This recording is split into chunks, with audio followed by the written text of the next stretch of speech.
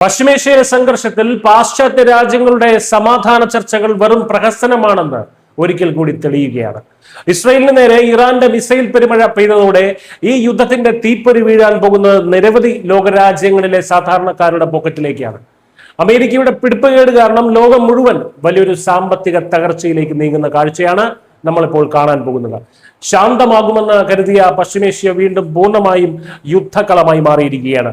ഇനി തൊട്ടാൽ തീക്കളി എന്ന മുന്നറിയിപ്പോടെയാണ് ഇസ്രയേലിൽ ഇറാൻ മിസൈലുകൾ വർഷിച്ചത്. തിരിച്ചടിച്ചാൽ മറുപടി ഇതിലും കടുപ്പമായിരിക്കുമെന്നും ഇറാൻ ഭീഷണി മുഴക്കിയിട്ടുണ്ട്. മിസൈലുകളെല്ലാം തകർത്തിട്ടുവെന്ന് ഇസ്രയേൽ അവകാശപ്പെടുമ്പോഴും ഇറാന്റെ പ്രകോപനത്തിൽ വീഴരുതെന്നും തിരിച്ചടിച്ച് സമാധാന ശ്രമങ്ങളെ തടസ്സപ്പെടുത്തരുതെന്നും അമേരിക്കൻ പ്രസിഡന്റ് ഡൊണാൾഡ് ട്രംപ് ഇസ്രയേലിനോട് കേണപേക്ഷിക്കുന്നുണ്ട്. എന്നാൽ പാശ്ചാത്യ രാജ്യങ്ങളുടെ ഈ സമാധാന ശ്രമങ്ങളെല്ലാം വെറും കാപട്യമാണെന്നാണ് ഇറാൻ പറയുന്നത്. ഇസ്രയേലിനും അമേരിക്കയ്ക്കും വെടിനിർത്തലിലോ ചർച്ചകളിലോ യാതൊരു ആത്മാർത്ഥതയില്ലെന്നും അവർക്ക് യുദ്ധത്തിന്റെ ഭാഷ മാത്രമേ മനസ്സിലാകൂ എന്നും Iranian parliament speaker Mohammad Bagher Ghalibaf എക്സിലൂടെ തുറന്നടിച്ചു. ലബനനിലെ ആക്രമണങ്ങളും ഹോർമൂസിലെ കപ്പൽ ഉപരോധവും ഇതിന് തെളിവാണെന്നും അദ്ദേഹം ചൂണ്ടിക്കാട്ടി. ഇറാനെതിരായ ഇസ്രയേൽ US സഖ്യത്തിന്റെ യുദ്ധം 100 ദിനം പിന്നിടുമ്പോഴാണ് ആദ്യമായി ഇസ്രയേലിനെതിരെ ഇറാൻ നേരിട്ട് ആക്രമണം നടത്തുന്നത്. അമേരിക്കൻ പ്രസിഡന്റ് വിലക്കിയിട്ടുണ്ടെങ്കിലും ഇസ്രയേൽ അതിന് വഴങ്ങാൻ സാധ്യത വിരളമാണ്.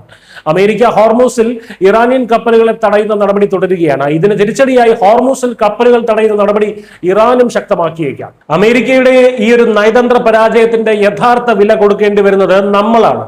ഇറാന്റെ ആക്രമണ വാർത്തകൾക്ക് പിന്നാലെ ആഗോള വിപണിയിൽ എണ്ണവില കത്തിക്കേറുകയാണ്. ബ്രന്റ് ക്രൂഡ് വില ബാരലിന് 3.73% മുന്നേറി $96.56. US ക്രൂഡ് വില 3.95% ഉയർന്ന് $94.12 എത്തി.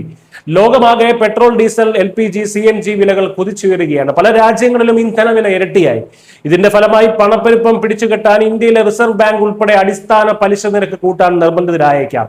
ഇത് സാധാരണക്കാരുടെ ഭവന, വാഹന, വ്യക്തിഗത വായ്പകളുടെ EMI കുത്തനെ ഉയരാൻ കാരണമാകും.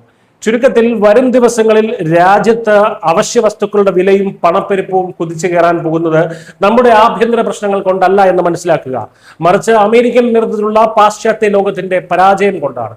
സമാധാന ചർച്ചകൾ പരാജയപ്പെടുകയും എണ്ണ വിതരണം തടസ്സപ്പെടുകയും ചെയ്യുമ്പോൾ ഈ ആഗോള പ്രതിസന്ധിയെ നേരിടാൻ ഇന്ത്യക്ക് ശക്തവും സ്വതന്ത്രവുമായിട്ടുള്ള നയതന്ത്രം അനിവാര്യമായി മാറുകയാണ്. News desk Malayalam.